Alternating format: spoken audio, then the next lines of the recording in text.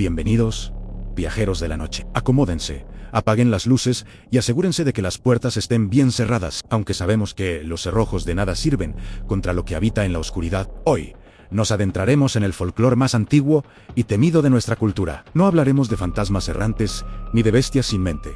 Hoy hablaremos de ellas, las que pactan, las que observan desde la linde del bosque, las que conocen tu nombre antes de que tú lo pronuncies. Hoy os traigo 3 relatos de brujas, 3 historias sobre la codicia, la vanidad y la sangre. Escuchen con atención, porque en estas palabras podría esconderse la advertencia que salve sus almas. La codicia de Evaristo en las áridas tierras del norte, donde el sol castiga la piel y el polvo se mete en los pulmones como una enfermedad, vivía Evaristo, un hombre cuya ambición era tan vasta como la sequía que asolaba su hacienda. Evaristo no quería lluvia, quería la tierra de su vecino, un anciano llamado Don Anselmo, cuyas hectáreas poseían el único pozo con agua viva de la región. La envidia de Evaristo se convirtió en un veneno que le corroía las entrañas, y cuando el dinero y las amenazas no funcionaron, recurrió a lo prohibido. Se adentró en la Sierra de las Ánimas, guiado por rumores y supersticiones, hasta encontrar la choza de la materna. Nadie sabía su edad, pero su piel parecía hecha de corteza de árbol podrido, y sus ojos eran 2 pozos de alquitrán. Evaristo,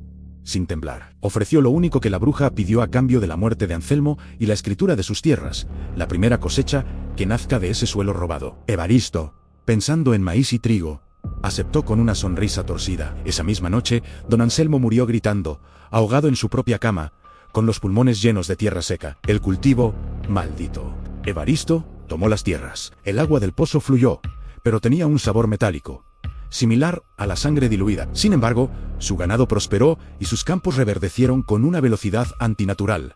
Pero la atmósfera en la hacienda cambió. Los peones se marcharon, quejándose de susurros que venían del maizal por las noches. Decían que las cañas de maíz no crujían con el viento, sino que gemían. Una noche de luna llena, Evaristo salió a inspeccionar su cosecha.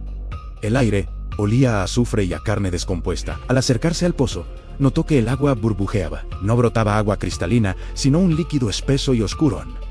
Y entonces lo vio. De la tierra fértil no brotaban mazorcas doradas. Lo que emergía del suelo, retorciéndose como gusanos gigantes, eran dedos. Dedos humanos, pálidos y acusadores, seguidos de manos, brazos y cabezas deformes. La tierra estaba pariendo a los muertos. La recolección, el terror paralizó a Evaristo cuando una risa gutural, seca como hojas muertas, resonó desde el interior del pozo. La materna había venido a cobrar la primera cosecha, susurró el viento. Las figuras de tierra y hueso se arrastraron hacia él. Evaristo intentó correr, pero sus pies se hundieron en el suelo, que ahora tenía la consistencia de carne blanda y pulsante. Sintió como las manos frías y huesudas de las criaturas lo agarraban por los tobillos, tirando de él hacia abajo. No eran zombies, eran la materialización de su propio pecado. Evaristo gritó pidiendo perdón, pero la bruja no conoce la misericordia. Con un crujido repugnante, la tierra se abrió como una gran boca debajo de él, tragándoselo vivo, masticando sus piernas mientras él arañaba desesperadamente la superficie, clavando las uñas en el fango negro, hasta que solo quedó el silencio. El guardián del pozo, dicen que si pasas hoy por esas tierras abandonadas, verás un espantapájaros en medio del campo seco, pero no está hecho de paja. Es una figura de piel curtida y expresión de eterno dolor, atada a un poste con alambres oxidados. Evaristo sigue ahí, vigilando la tierra que tanto deseó, condenado a ver cómo nada crece jamás, excepto el miedo de quienes se atreven a cruzar su mirada vacía. Historia segundo. El espejo de la eterna juventud, la vanidad de Isabella. Cambiamos el polvo del campo por el frío mármol de la ciudad. Isabella era la joya de la alta sociedad, hermosa, altiva y terriblemente aterrorizada de una sola cosa: envejecer. Cada arruga invisible era una tragedia, cada cana, un funeral. En su desesperación, ignoró a los médicos y buscó a una mujer en el barrio antiguo, conocida solo como Madame Lavaux, una bruja moderna que leía el destino en cristales rotos. El trato fue simple, aunque la atmósfera en ese apartamento olía a velas rancias y formol. Madame Lavaux le entregó un espejo de mano, con el marco de plata ennegrecida, tallado con figuras que parecían sufrir. «Mírate solo aquí», le advirtió la bruja, con voz rasposa. «Mientras este espejo refleje tu belleza, el tiempo no te tocará. Pero jamás, bajo ninguna circunstancia, rompas el cristal, ni dejes que otro se refleje en él». Isabella, cegada por la vanidad, aceptó el regalo maldito. La distorsión. Los años pasaron, pero no para Isabel. Mientras sus amigas se marchitaban, Ella permanecía con la piel de porcelana de una joven de 20 años. Pero el espejo comenzó a cambiar. Al principio eran sombras sutiles detrás de su reflejo. Luego empezó a escuchar ruidos dentro de su habitación Anel. Sonido de uñas rasguñando vidrio desde el otro lado. Isabella notó que su reflejo en el espejo, maldito, a veces no imitaba sus movimientos al instante. Había un retraso de milisegundos, un eco visual que le provocaba náuseas. Y peor aún, la expresión de su reflejo empezó a volverse maliciosa, sonriendo cuando ella lloraba, mostrándole dientes afilados que ella no tenía. El olor a formol comenzó a impregnar su mansión, y el frío se volvió insoportable. Un frío que calaba hasta los huesos. La fractura una noche de tormenta, presa de la paranoia y la locura, Isabella decidió que debía destruir el objeto. No soportaba la mirada de odio de su propio reflejo. Levantó el espejo de plata con manos temblorosas, dispuesta a estrellarlo contra el suelo. Pero antes de que pudiera soltarlo, el reflejo la agarró en una mano pálida y esquelética, salió literalmente de la superficie del cristal, agarrando a Isabella por la garganta.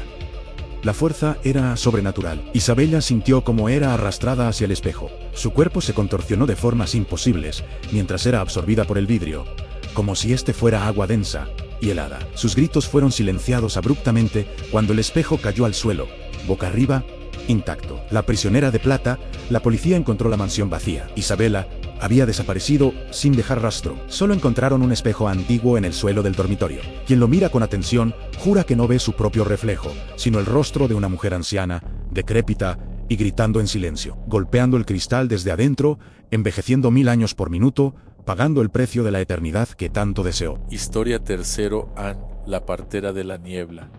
El error del doctor, nuestra última historia, nos lleva a un pueblo pesquero, donde la niebla es tan espesa que uno puede perderse caminando de su puerta al portón. Allí llegó el joven doctor Arancibia, un hombre de ciencia, racional y escéptico. Llegó para modernizar la medicina del pueblo y sobre todo para desplazar a doña Eulalia, la partera local. Eulalia no usaba estetoscopios, usaba hierbas, rezos en una lengua muerta y amuletos de huesos de gaviota. Arancibia la expulsó del dispensario, llamándola charlatana y bruja frente a todo el pueblo.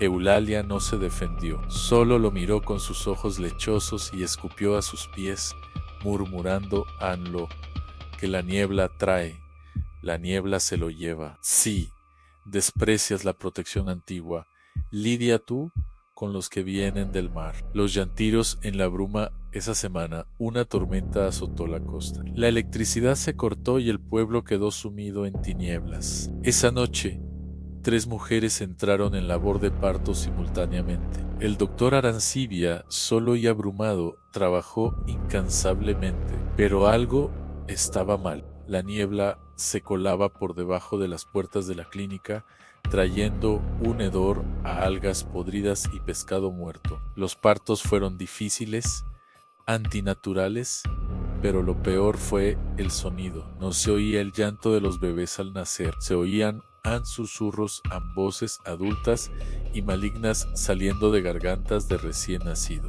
Las luces parpadeaban y las sombras en las esquinas de la sala de partos parecían tener formas humanoides, altas y encorvadas.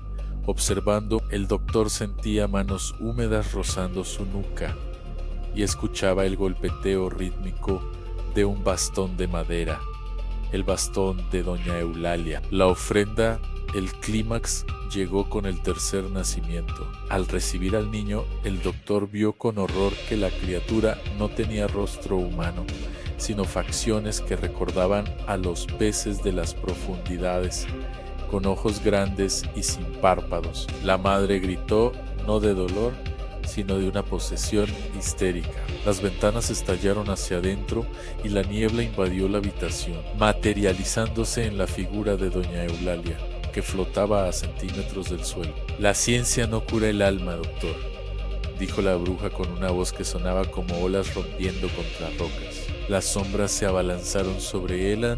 No eran sombras, eran las almas de los niños no nacidos que Eulalia había protegido durante décadas, ahora corruptos por la falta de rituales. Arancibia fue rodeado, asfixiado por la niebla densa que entraba por su boca y nariz, llenando sus pulmones de agua salada estando en tierra firme. El nuevo sirviente al día siguiente encontraron la clínica destrozada. Las madres y los niños estaban sanos, dormidos plácidamente con amuletos de hueso bajo sus almohadas. Del doctor solo quedó su bata blanca, empapada y oliendo a mar. Dicen los pescadores que, en las noches de niebla espesa, se puede ver una figura encorvada caminando detrás de doña Eulalia por la playa. Una figura que camina con pesadez, como si llevara el peso del océano sobre sus hombros, recolectando hierbas y obedeciendo ciegamente las órdenes de la bruja. El hombre de ciencia ahora es el esclavo de la superstición, condenado a servir a aquello que intentó destruir. 3 historias, 3 destinos sellados por la arrogancia humana. Recuerden, amigos míos, que hay fuerzas en este mundo que no siguen nuestras reglas. Si escuchan un rasguño en la pared, si su reflejo tarda en moverse o si la niebla huele a mar dentro de su casa, no busquen una explicación lógica, recen y quizás, solo quizás, ellas pasen de largo esta noche.